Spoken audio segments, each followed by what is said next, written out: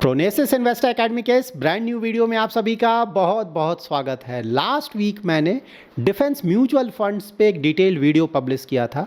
उस पे आप लोगों के काफ़ी सारे क्वेरीज आए थे, तो इस वीडियो में मैं आपके उन ज़्यादातर क्वेरीज को आंसर करने जा रहा हूँ। तो अगर आपने इन्वेस्टमेंट किया हुआ है या फिर इन्वेस्टमेंट करने का प्लान कर रहे हैं तो पूरा वीडियो ज़रूर देखें। मोस्टली आपके ज़्यादातर क्वेरीज यहाँ पे आंसर हो जाएंगे। आपके जो क्वेरीज आए थे उसमें सबसे इंपॉर्टेंट क्वेरी मुझे लगा था कि क्या डिफेंस फंड्स रिस्की होते हैं, और अगर ये रिस्की होते हैं तो रिस्की क्यों होते हैं, और किस तरह के इन्वेस्टर्स को यहाँ पे अपना इन्वेस्टमेंट करना चाहिए। कोई अगर इन्वेस्टमेंट करने का प्लान कर रहा है तो एसआईपी के थ्रू इन्वेस्टमेंट करे या फिर लमसम करे, शॉर्ट टर्म के लिए करे या फिर लॉन्ग टर्म के लिए करे। तो इन सारे क्वेरीज को मैं यहाँ पे आंसर करने जा रहा हूँ। सबसे पहले जान लेते हैं कि डिफेंस फंड्स होते क्या हैं। तो देखिए, वैसे फंड्स जो कि अपना ज़्यादातर इन्वेस्टमेंट डिफेंस सेक्टर की कंपनीज में करेंगे उसे ही हम डिफेंस फंड बोलेंगे। तो देखिए, इंडिया में फ़िलहाल सिर्फ दो डिफेंस फंड्स अवेलेबल हैं इन्वेस्टमेंट्स के लिए। एक है एचडीएफसी का डिफेंस फंड और दूसरा है मोतीलाल ओसवाल का डिफेंस फंड। दोनों में डिफरेंस है, दोनों एक जैसे फंड्स नहीं हैं। एचडीएफसी का जो डिफेंस फंड है वो एक्टिवली मैनेज्ड फंड है, मतलब कि यहाँ पे जो फंड मैनेजर है अपने पोर्टफोलियो में थोड़े बहुत चेंजेस कर सकता है। ऑफकोर्स ज़्यादातर इन्वेस्टमेंट तो वो उसे डिफेंस सेक्टर के स्टॉक्स में ही करना होगा। जब भी आप सेक्टर फंड में इन्वेस्टमेंट करें ना, तो ध्यान में रखें कि सेक्टर फंड्स को अपने टोटल एसेट का एटलीस्ट 80% उस सेक्टर की कंपनीज में इन्वेस्ट करना होता है, लेकिन बाकी का जो 20% है वो कहीं भी और इन्वेस्ट कर सकता है। तो एचडीएफसी का जो फंड है वहाँ पे ये लीवे है कि 20% का इन्वेस्टमेंट बाहर भी किया जा सकता है, इसलिए एक्टिवली मैनेज्ड फंड है। लेकिन जो मोतीलाल ओसवाल का फंड है वो है इंडेक्स फंड। इंडेक्स फंड का मतलब ये हुआ कि एक पैसिवली मैनेज्ड फंड है। तो जो डिफेंस इंडेक्स है, सिंपली उसमें जो भी कंपनीज हैं जिस प्रपोर्शन में है, लाइक जो वेटेज है उनका, सेम कंपनीज में ये फंड अपना इन्वेस्टमेंट करेगा और सेम वेटेज रखेगा। तो यहाँ पे फंड मैनेजर अपने हिसाब से कोई भी चेंजेस नहीं कर सकता है। एचडीएफसी डिफेंस फंड में इन्वेस्टमेंट इतना ज़्यादा होने लगा कि लास्ट ईयर ही उन्होंने अपना लमसम इन्वेस्टमेंट लेना बंद कर दिया था। उसी समय सिर्फ एसआईपी अलाउड था, वो भी 10,000 पर मंथ पर पैन। और अब रिसेंटली उन्होंने अनाउंसमेंट किया है कि 22 जुलाई से वो एसआईपी भी, न्यू एसआईपी भी एक्सेप्ट नहीं करेंगे। दैट इज़ अब आप यहाँ पे अपना इन्वेस्टमेंट नहीं कर पाएंगे। बट हाँ, पहले का जो एसआईपी है वो कंटिन्यू रहेगा। इसके रिलेटेड भी आप लोग के बहुत सारे क्वेरीज हैं, तो मैं क्लेरिफाई कर दूं कि जो पहले का एसआईपी चल रहा है वो कंटिन्यू रहेगा, लेकिन हाँ 22 या उसके बाद से आप नया एसआईपी नहीं कर पाएंगे, और लमसम तो काफ़ी पहले से बंद है। तो यहाँ पे देखिए, मोतीलाल ओसवाल ही एकमात्र ऑप्शन बचेगा लेटर ऑन इन्वेस्टमेंट के लिए 22 जुलाई या उसके बाद से, जो कि एक इंडेक्स फंड है। तो यहाँ पे इन दोनों फंड्स के बारे में हम डिटेल में जान लेते हैं, ताकि आपके जो भी क्वेरीज आए थे ना, सभी कुछ को क्लियरली मैं आंसर कर सकूं। डिफेंस सेक्टर के फंड्स को अच्छी तरह से समझने के लिए आपको इन 4 पॉइंटर्स को अच्छी तरह से समझना होगा। अगर आप ये समझ लेते हैं तो मोस्टली आपके ज़्यादातर क्वेरीज आंसर हो जाएंगे। नंबर 1 पॉइंट, मैंने किसी फंड मैनेजर को ये बोलते हुए सुना था कि ना डिफेंस एज अ सेक्टर चलेगा नहीं ना, ऐसा कुछ बिजनेस फ्यूचर में नहीं आएगा। आई डोंट नो उन्होंने कैसे बोला, बट देन अगर आप डिफेंस सेक्टर देखें इंडिया का, तो वो आने वाले सालों में और भी बड़ा होगा, काफ़ी बड़ा होगा। रीज़न क्या है? रीज़न है, वर्ल्ड में इंडिया को अगर आप देखें तो नंबर 1 इम्पोर्टर हैं हम, आर्म्स एंड एम्यूनिशन के वर्ल्ड में नंबर 1।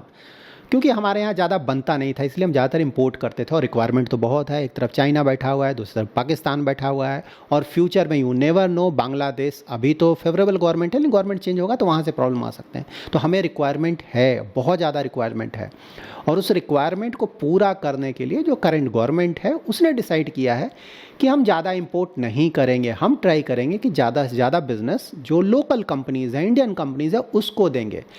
तो वहाँ पे ऑफ कोर्स ये लिमिटेशंस है कि कंपनीज़, जो इंडियन कंपनीज़ हैं, वो बना पाएंगी नहीं बना पाएंगी, बट उसके लिए जॉइंट वेंचर्स किए जा रहे हैं, ताकि आने वाले समय में ज़्यादा से ज़्यादा जो बिज़नेस है वो इंडियन कंपनीज़ को दिया जाए। मेक इन इंडिया चल रहा है इंडिया में। हाँ, तो ये बहुत बड़ा रीज़न है जिसके कारण फ्यूचर में भी हम एक्सपेक्ट कर सकते हैं कि जो डिफेंस सेक्टर है वहाँ से अच्छा खासा पैसा आएगा, मोस्टली गवर्नमेंट की तरफ से आएगा, जिसके कारण अच्छा खासा ग्रोथ होगा।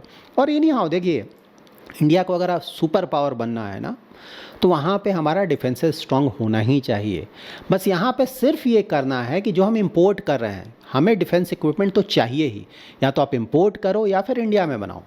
तो इस गवर्नमेंट ने डिसाइड किया कि नहीं, हम इंपोर्ट नहीं करेंगे, इंडिया में बनाएंगे ज़्यादा से ज़्यादा। 100% तो पॉसिबल नहीं होगा, थोड़ा तो इंपोर्ट करना ही होगा, लेकिन ज़्यादा से ज़्यादा। और ट्राई किया जा रहा है आने वाले समय में और ज़्यादा होगा। एंड प्लस एक्सपोर्ट्स भी हम कर रहे हैं, आने वाले समय में एक्सपोर्ट्स और भी बढ़ेंगे। तो ओवरऑल ऐसा लगता है कि आने वाले कई सालों तक ये सेक्टर का परफॉर्मेंस अच्छा रहेगा।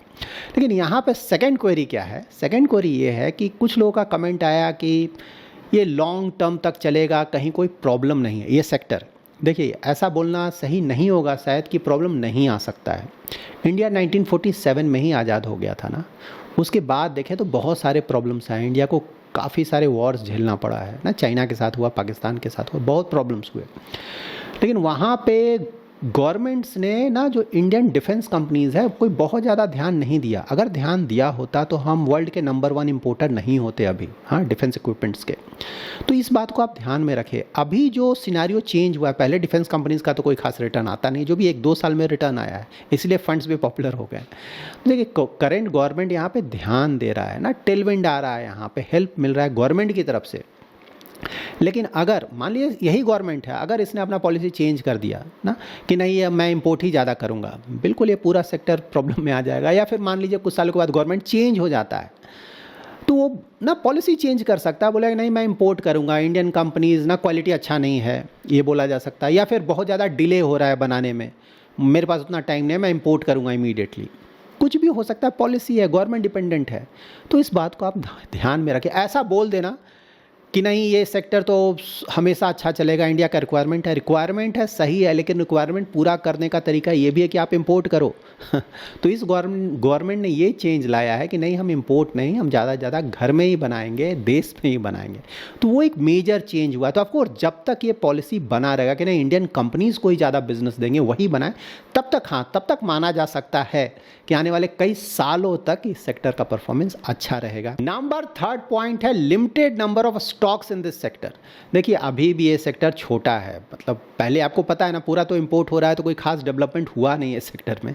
तो जो भी नंबर ऑफ कंपनीज़ हैं, लिमिटेड नंबर ऑफ कंपनीज़ हैं, आने वाले सालों में ऑफकोर्स डेवलप करेगा। फिलहाल नंबर ऑफ कंपनीज़ बहुत लिमिटेड हैं, तो वो ना कॉन्सेंट्रेशन एक रिस्क आ जाता है। और नंबर 4 क्या होगा? वैल्यूएशन ज़्यादातर स्टॉक्स के बहुत ज़्यादा हैं, क्योंकि रिटर्न्स बहुत ज़्यादा आया है। एनीवे, नंबर 3 और नंबर 4 पॉइंट को वीडियो में आगे मैं डिटेल में कवर करूँ। यहाँ पे आप Nifty India defence index fund के स्टॉक्स को चेक कर सकते हैं। बहुत कॉन्सेंट्रेटेड पोर्टफोलियो है, सिर्फ 15 स्टॉक्स है। तो सारे स्टॉक्स को मैंने यहाँ मेंशन किया है, नेम आप चेक कर सकते हैं। और यहाँ पे देखिए किन सेक्टर्स में इन्वेस्टमेंट किया हुआ है, तो बहुत कॉन्सेंट्रेटेड है। कैपिटल गुड्स अगर देखें 86% के आसपास, सिर्फ एक ही सेक्टर में पूरा इन्वेस्टमेंट ऑलमोस्ट, और केमिकल्स में अबाउट 14%। देखिए, जो आप सेक्टर देखना है ना, अलग अलग वेबसाइट पे देखेंगे तो नाम थोड़ा अलग रहेगा, तो उसके लिए हेडेक नहीं लेना है। हाँ, कहीं कहीं इंडस्ट्रियल लिखा रहेगा कैपिटल गुड्स का, तो मोस्टली एक ही जैसा है। इसीलिए इस इंडेक्स में वैसे कंपनीज़ को इंक्लूड किया जाता है जिनका टोटल रेवेन्यू का एटलीस्ट 10% डिफेंस इंडस्ट्रीज से आए। यहाँ पे आप निफ्टी इंडिया डिफेंस इंडेक्स और HDFC डिफेंस फंड के टॉप 10 होल्डिंग्स को चेक कर सकते हैं। तो ये जो मोतीलाल ओसवाल का इंडेक्स फंड है, वो यहाँ पे अपना इन्वेस्टमेंट करेगा, क्योंकि इंडेक्स फंड है ना, तो पूरी तरह से इस इंडेक्स को रिप्लिकेट करेगा। जो भी स्टॉक्स यहाँ पे है, जिस प्रोपोर्शन में है, उसी प्रोपोर्शन में अपना इन्वेस्टमेंट करेगा। नया फंड है, इसीलिए उसका पोर्टफोलियो आपको शायद कहीं नहीं मिले फिलहाल, तो लेकिन एनी हाउ इस इंडेक्स की तरह ही अपना इन्वेस्टमेंट करेगा, तो यही उसका पोर्टफोलियो होगा। स्लाइड थोड़ा बहुत कहीं चेंजेस हो सकता है। और HDFC डिफेंस फंड का तो यहाँ पे एनी हाउ आप चेक कर सकते हैं। तो देखिए, ये एक एक्टिवली मैनेज्ड फंड है, तो डिफेंस फंड से थोड़े बहुत चेंजेस आपको यहाँ पे देखने को मिलेंगे, क्योंकि एक्टिवली मैनेज्ड फंड है ना। अप टू 80% इन्हें डिफेंस स्टॉक्स में इन्वेस्ट करना होगा, बाकी का 20% कहीं भी इन्वेस्ट कर सकते हैं। इसीलिए पोर्टफोलियो में थोड़ा बहुत चेंजेस, जैसे देखिए यहाँ पे सोलार इंडस्ट्री नंबर 3 पे है, तो यहाँ पे देखिए नीचे है सोलार इंडस्ट्रीज, हाँ, सेम प्रोपोर्शन में इन्वेस्टमेंट नहीं किया गया है। कोचिन शिपयार्ड देखिए, कोचिन शिपयार्ड यहाँ पे टॉप पे, यहाँ पे आपको मिल ही नहीं रहा है। उसी तरह से अस्त्रा देखिए यहाँ पे टॉप पे है, इन्होंने बहुत ज़्यादा एक्सपोजर लिए हुए हैं। तो दोनों पोर्टफोलियो में थोड़े बहुत चेंजेस होंगे। मोतीलाल ओसवाल का पोर्टफोलियो सेम ऐसा पोर्टफोलियो रहेगा, ये डिफेंस इंडेक्स फंड की तरह, तो इसको आप मोतीलाल ओसवाल का ही पोर्टफोलियो समझ सकते हैं। बहुत थोड़ा बहुत चेंजेस होगा, जबकि डिफेंस फंड का पोर्टफोलियो थोड़ा अलग है। यहाँ पे देखिए वैल्यूएशंस, इसके बारे में आपको बता रहा हूँ। कॉन्सेंट्रेशन डिफेंस फंड में सिर्फ 21 स्टॉक्स है, और मोतीलाल ओसवाल का जो फंड है उसमें सिर्फ 15 स्टॉक्स ही होंगे। हाँ, तो बहुत ज़्यादा कॉन्सेंट्रेटेड है। म्यूचुअल फंड स्कीम्स में कितने स्टॉक्स होते हैं, 40, 50, 60, 70, 80। इसीलिए ज़्यादातर इन्वेस्टर्स वहाँ इन्वेस्टमेंट करते हैं ना, कि बहुत ज़्यादा डाइवर्सिफाइड पोर्टफोलियो, रिस्क कम होगा। यहाँ पे वो डाइवर्सिफाइड पोर्टफोलियो नहीं है, बहुत कॉन्सेंट्रेटेड पोर्टफोलियो, तो रिस्क बहुत ज़्यादा है। तो एक तो इसके कारण रिस्क आ रहा है, नंबर ऑफ स्टॉक्स के कारण। दूसरा रिस्क आ रहा है आपका वैल्यूएशन के कारण। देखिए HDFC डिफेंस फंड का देखिए पोर्टफोलियो प्राइस टू अर्निंग 46 से भी ज़्यादा है, बहुत ज़्यादा वैल्यूएशन। और इसका तो खैर 64 से भी ज़्यादा है। तो आप समझ सकते हैं कि यहाँ पे वैल्यूएशन इतना ज़्यादा है, तो इसके कारण भी रिस्क बहुत ज़्यादा है। जब भी मार्केट गिरेगा तो ये जो फंड्स हैं रिलेटिवली ज़्यादा गिरेंगे बिकॉज ऑफ ओवर वैल्यूएशन। तो स्टॉक्स का हम कुछ डिटेल्स चेक कर लेते हैं ताकि आपको पता चलेगा कि वैल्यूएशन तो ज़्यादा है, सही बात है, लेकिन क्या फंडामेंटल्स अच्छे हैं या नहीं, जिससे पता चलेगा कि ये जो मोमेंटम है वो कंटिन्यू रहेगा कि नहीं। तो देखिए सबसे पहले हम चेक कर लेते हैं भारत इलेक्ट्रॉनिक्स का कंपाउंडेड सेल्स ग्रोथ। देखिए ऑफकोर्स बढ़ रहा है, लेकिन ऐसा नहीं कि कोई बहुत ज़्यादा है। प्रॉफिट ग्रोथ देखिए लगातार बढ़ रहा है और अच्छा खासा प्रॉफिट ग्रोथ है, ये तो अच्छा है। रिटर्न ऑन इक्विटी भी देखिए बहुत अच्छा और लगातार बढ़ रहा है, और इसीलिए स्टॉक प्राइस देखिए ना बहुत अच्छा खासा रिटर्न जनरेट किया है यहाँ पे। और प्राइस टू अर्निंग रेशियो देखिए, यहाँ से आपको क्लियरली पता चलेगा। तो पहले देखिए इसका पी रेशियो कितना हुआ करता था ना, 22, 27, बहुत कम। फिलहाल देखिए 61 से भी ज़्यादा है। कुछ लोग बोलेंगे कि नहीं अब तो फंडामेंटल्स रिलेटिवली इम्प्रूव हुआ है इसीलिए वैल्यूएशन इम्प्रूव हुआ है। बात सही है, फंडामेंटल्स तो इम्प्रूव हुआ है, हमने चेक किया है पहले के मुकाबले, फ्यूचर में शायद और भी इम्प्रूव हो, लेकिन फिर भी वैल्यूएशंस का एक लिमिटेशन है ना। देखिए जैसे ROE देखिए 26% के आसपास है, तो यहाँ पे चलिए 26 है तो 30, 40 ना, 40 के आसपास भी अगर पी रेशियो होता, 45 के आसपास भी चलो मान लेते हैं फ्यूचर देख के, लेकिन 61 ज़्यादा है वैल्यूएशन। और इसका इंडस्ट्री भी देखिए 85, डिफेंस सेक्टर है ना, तो ज़्यादातर स्टॉक्स का वैल्यूएशन बहुत ज़्यादा है। पेग रेशियो देखिए ना, इससे आपको पता चलेगा वैल्यूएशन कितना ज़्यादा है। 3.8 देखिए कंपनी कितनी भी अच्छी हो, 2 से ज़्यादा अगर पेग रेशियो है तो एक्सेप्टेबल नहीं है, बहुत ज़्यादा ओवर वैल्यूड है। तो ये तो ओवर वैल्यूड क्लियरली दिख रहा है आपको। तो देखिए फंडामेंटल कैश फ्लो भी देखिए अच्छा खासा कंपनी जनरेट करे, तो फंडामेंटल वाइज अच्छी कंपनी है, लेकिन ओवर वैल्यूड है। कोचिन शिपयार्ड देखिए, यहाँ पे देखिए रिसेंट टाइम्स में, पहले तो कुछ भी नहीं था, ऑलरेडी मैंने बताया ना, डिफेंस सेक्टर तो पहले कुछ होता नहीं था, जो भी आया है रिसेंट आया है। यहाँ देखिए कितना ज़्यादा आ रहा है, और ROE पहले तो कोई खास था नहीं, लेकिन अब इम्प्रूव कर रहा है, जो कि बड़ी बात है। और इसीलिए रिटर्न्स देखें ना, और पी रेशियो देखिए 92 से भी ज़्यादा, किसी भी एंगल से क्या जस्टिफाई किया जा सकता है। पहले का पी रेशियो देखिए ना 10, 9, 11 इस तरह का पी रेशियो हुआ करता था। इंडस्ट्री यहाँ पे 90 के आसपास दिख रहा है, डेट कोई खास है नहीं। पेग रेशियो देखिए 8 से भी ज़्यादा है, तो देखिए इसका वैल्यूएशन तो मतलब रीज़नेबल नहीं माना जाएगा ना, टू मच है। इसीलिए शायद HDFC का जो फंड है उसने इसको इंक्लूड नहीं किया है। तो एक्टिवली मैनेज फंड में ये एक एडवांटेज होता है, क्योंकि बहुत ज़्यादा ओवर वैल्यूड है। अगेन मैं बोल रहा हूँ फंडामेंटल्स अच्छे हैं, पहले से बहुत इंप्रूवमेंट है, फ्यूचर में हो सकता है और भी ज़्यादा इम्प्रूवमेंट है, लेकिन फिर भी इतना ज़्यादा वैल्यूएशन को जस्टिफाई नहीं किया जा सकता। यहाँ पे आप फंड रिस्कोमीटर और बेंचमार्क रिस्कोमीटर चेक कर सकते हैं, आपको पता चलेगा रिस्क कितना ज़्यादा है। मोतीलाल ओसवाल के वेबसाइट से मैंने लिया है। तो ये बेंचमार्क है, that is Nifty India defence total return index, और ये मोतीलाल ओसवाल का फंड है, इंडेक्स फंड। देखिए इन्होंने क्लियरली क्या यहाँ पे मेंशन किया। एक तो ये अगर आप देखेंगे तो ये वेरी हाई रिस्क में आते हैं, दोनों ही वेरी हाई रिस्क हैं। और ये फंड का अगर आप देखें क्लियरली इन्होंने मेंशन किया है, इन्वेस्टर्स, अगर आप इसको पढ़ें, investors understand that their principal will be at very high risk. Clearly mutual fund company ने ही आपको बोला है कि यहाँ पे अगर आप इन्वेस्ट करते हैं तो रिस्क बहुत ज़्यादा है। इस वीडियो में अभी तक जो भी डिटेल्स हमने चेक किया उससे ये तो आपको क्लियरली पता चल गया होगा कि यहाँ पे रिस्क है और बहुत ज़्यादा रिस्क है। तो इस तरह के फंड्स में किस तरह के इन्वेस्टर को इन्वेस्टमेंट करना चाहिए। देखिए अगर आप एक ऐसे रिटेल इन्वेस्टर हैं जिसको मार्केट का आइडिया नहीं है, मार्केट में नए नए आए हैं, सिर्फ लास्ट 1 ईयर का रिटर्न, डिफेंस सेक्टर के फंड्स का रिटर्न देखकर आप ना इन्वेस्टमेंट करना चाहते हैं, तो अच्छा यही होगा कि इस तरह के फंड्स को आप अवॉइड करें। यहाँ पे रिस्क बहुत ज़्यादा है।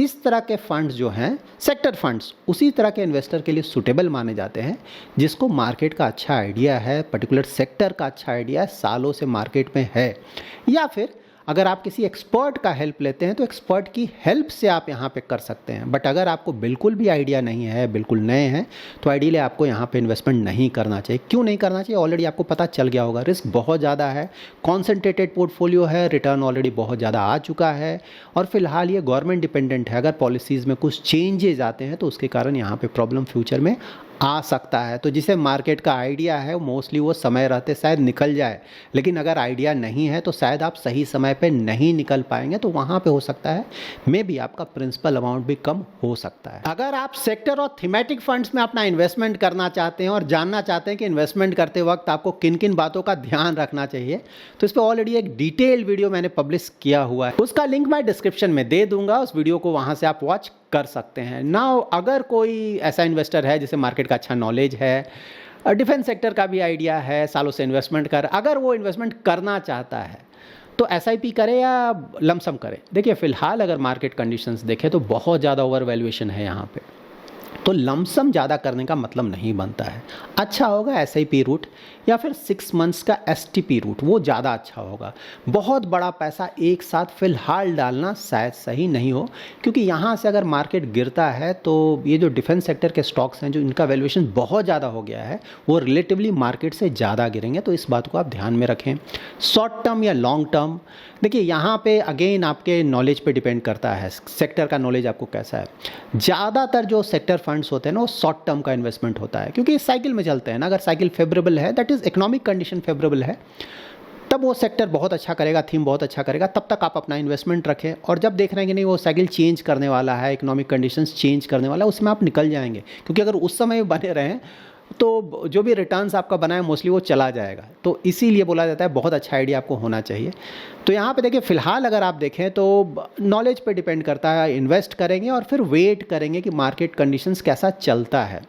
जब तक फेवरेबल है तब तक बने रहेंगे। जैसे ही हमें लगता है कि नहीं शायद यहाँ से फेवरेबल नहीं होगा मार्केट कंडीशन, तो वहाँ से हम निकल जाएंगे। नाउ वीडियो का मोस्ट इंपॉर्टेंट पार्ट, देखिए अगर आप सेक्टर फंड या thematic fund, that is defence sector के फंड्स में इन्वेस्टमेंट करना चाहते हैं तो इस बात को आप ध्यान में रखें। देखिए अगर आपको बिल्कुल भी आइडिया नहीं है और मार्केट में आप लंबे समय से नहीं हैं, लेकिन फिर भी आपको इन्वेस्टमेंट करना है, मतलब आपको करना ही है। कुछ लोग ऐसे होते हैं, मुझे करना है मैं करूँगा तो अगर करना ही है तो ट्राई करें कि जो भी आपका इक्विटी इन्वेस्टमेंट है ना, उसका 5% से ज़्यादा का एक्सपोजर यहाँ नहीं लें, बहुत ज़्यादा रिस्की हो जाएगा।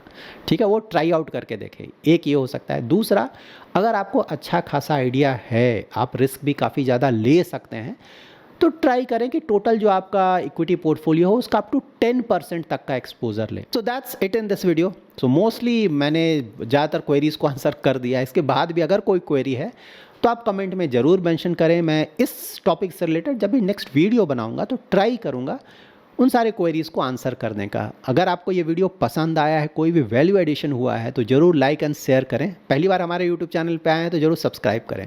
Thanks lot for watching.